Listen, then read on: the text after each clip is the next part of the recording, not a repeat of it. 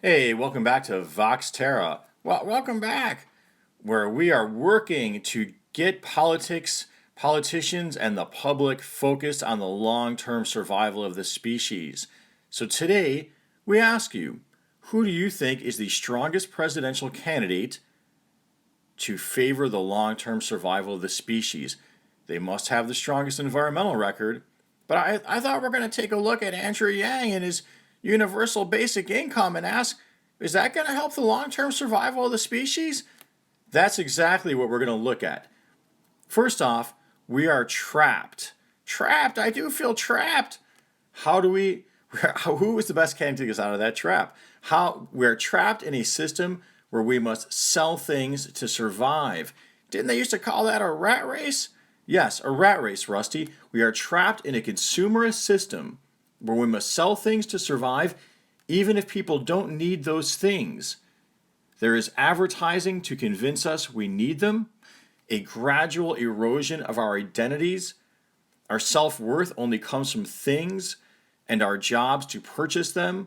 And even if those things, the making and manufacturing of those things, the way we are doing it currently, even if it is pumping our earth full of carcinogens and greenhouse gases, and in effect doing more harm than good, even if that is the case, people are dependent on how they make their money.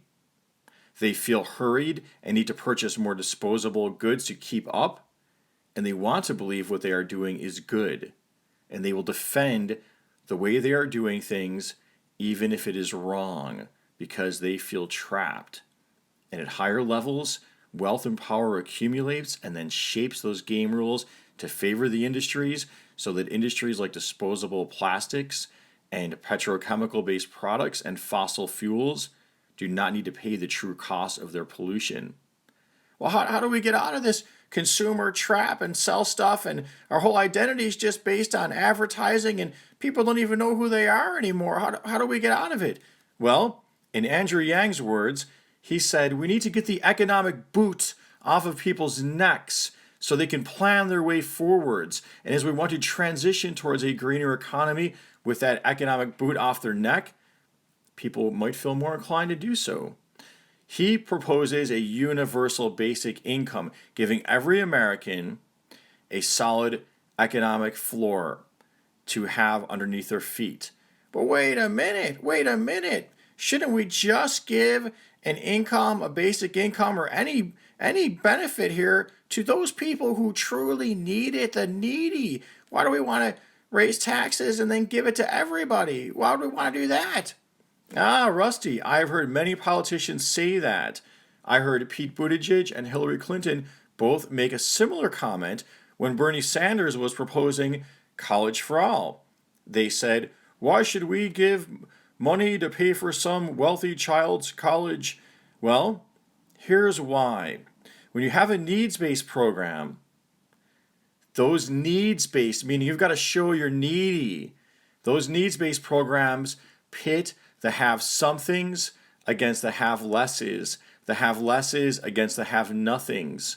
They become unfair feeling, and over time, they come under attack, and they are eroded, and they do not create a sense of stability for the American people. Social Security has stood the test of time because everyone pays in and everyone gets out. And who made that program, Rusty? I believe it was Franklin Delano Roosevelt and his Green New Deal. Wait a minute, Rusty. I believe it was Franklin Delano Roosevelt and the New Deal. The Green New Deal is coming next. And that's Bernie Sanders' proposal.